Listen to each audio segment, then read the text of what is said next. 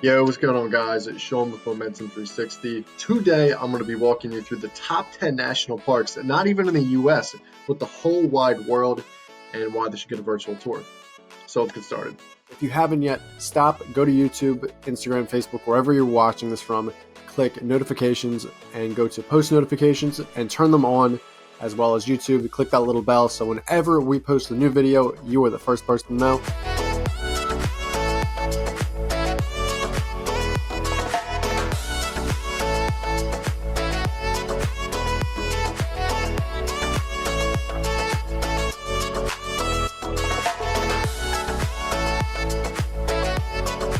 Guys, we're going to be going through top 10 national parks today. I'm going to actually be going through the Travel Stride blog right here, top 10 national parks in the whole wide world. For me, I'm an avid outdoorsman. I went crabbing with my family a couple weeks ago. We caught 42 keepers pin to pin, so it was amazing. It was in Toms River, New Jersey. Just some of the best crabbing I've ever had in my life, to be frank with you. So I love it. I think we should definitely conserve, again, whatever political spectrum you're on, whether you fall more left, you fall more right.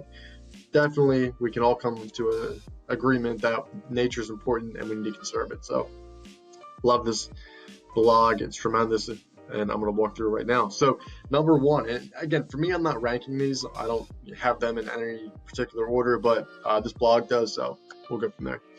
But yeah, Yellowstone National Park. In history class, you guys probably learned about Old Faithful. It erupts every single hour. I think it'd be pretty cool. Again, I know that for some virtual tour technology, you really can't scan outside because the sun, it's about 7:30 right now, so the sun's just coming out.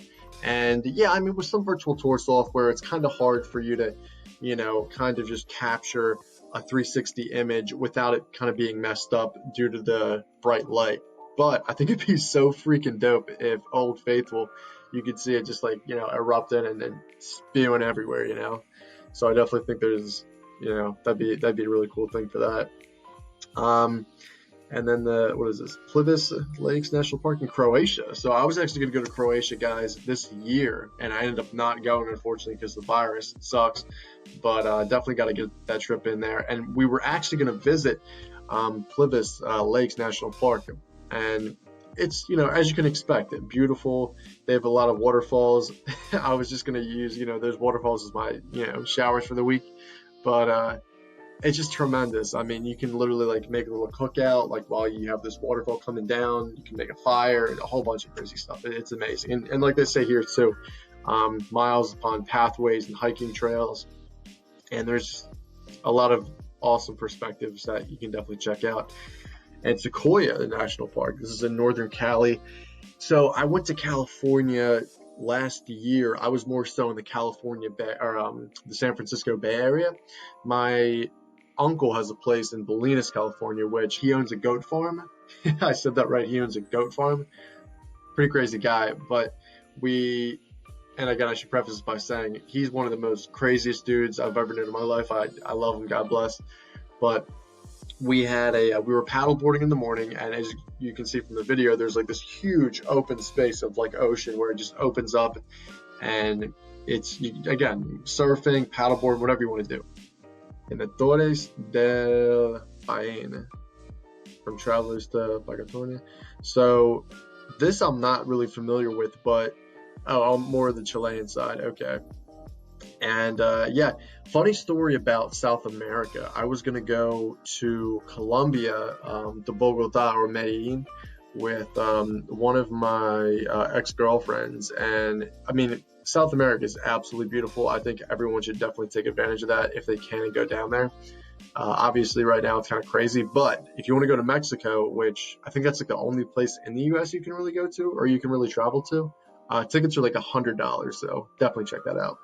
But I think because they have blue glaciers, lagoons, doing the W track with a guided tour is highly recommended for safety. So I think with this, you would have a virtual tour, because I know that this is a little more rough on the terrain, kind of the landscape of it. It's kind of hard for people to actually go there and experience it in person.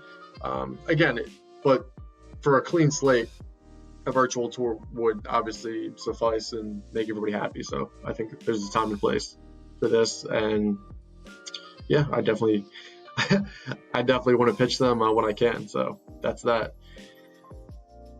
So what do we got? Number 5, Fiordland National Park. And New Zealand is one of these places, guys, where it's like obviously really close to Australia. They're neighbors, and it's some of the most amazing just land on the planet. I mean, I went to Spain last year when I went to Cali, or right after I went to Cali, actually. And it's just, we went to this place called Parkwell, and it overlooked the entire city. I'll actually put a screenshot of me and my boys up there.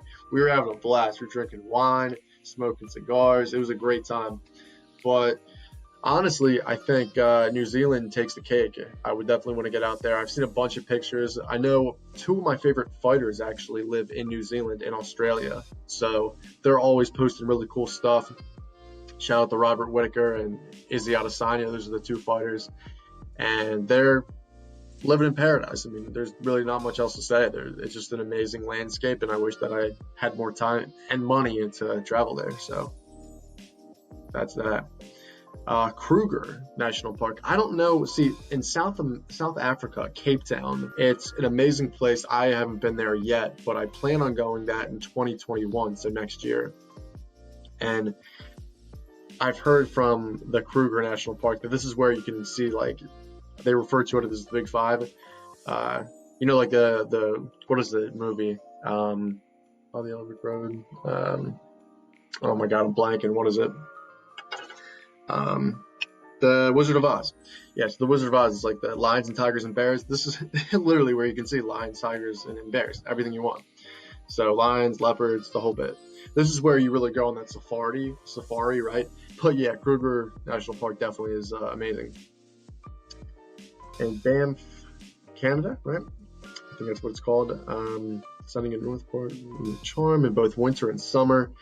Is known for bright turquoise blue lakes and traditional lodges. So I think this is more so the vibe of like you're out in, I don't know, like to describe in the US, you're out in like Montana where there's like a lot of trees and good lodging, you maybe have like a lake nearby, you have like a couple boats, you're just like out fishing and swimming and just chilling. It's more of a laid back vibe for sure. That's the vibe I get from this.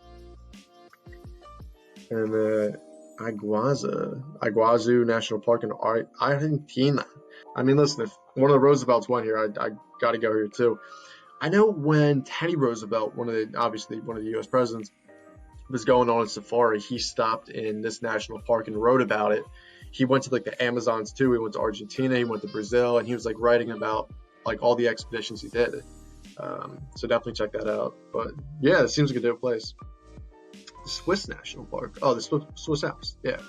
So this is, I mean, whatever you guys really want to do, you have your trail where it's a little more rural, and then you have the mountains right here where you can, I guess, go skiing or whatever you want to do. So that's that. And then coming in, last but not least, Lake District National Park. And this is in England? It's a little more laid back. You're just going to, have a nice time, very relaxed. Nothing crazy like going to South Africa and see all these lions and tigers. That's for sure. Although I definitely want to do this. That'd be so lit. So, yeah, this is the top 10. I know I really didn't touch on why that you get a virtual tour, but I think they all should. I think that they have a time and place for all of them. Again, this is just to kind of tease those visitors on actually coming to that national park. And like I said, that's what it's there for. It's not to show off the entire park. We wouldn't want to do that. A, because that'd be a huge project. People are going to spend a lot of money. And B, it's just not like, for me, I like experiencing things in person. I wouldn't want to just Google, Mount Everest if I could take a whole virtual tour, but it's like I would rather climb Mount Everest. I wouldn't want to just see that online. I know there's a bunch of pictures, but like, what do you think is more exciting? Just Googling online and seeing a video, or actually experiencing it live? Obviously the latter. So that's that. But yeah, guys, amazing blog by Travel Stride. It was an absolute pleasure to have them included in the video. Shout out Samantha Scott for this great blog last year. So if you have any questions, what is your favorite national park? Comment below. For me, I think for me, I would say there's a national park in White Marsh, like 10 minutes from my house, not even. And that's pretty cool. It's kind of like a laid back. You can observe hawks and some eagles sometimes, turkey vultures, of course. So that's for me. But definitely want to go to Yellowstone. So yeah, comment below what national park is your favorite. But guys, it was an absolute pleasure. Like always, if you haven't yet, like, subscribe, you know what to do. And I'll see you next week. Peace.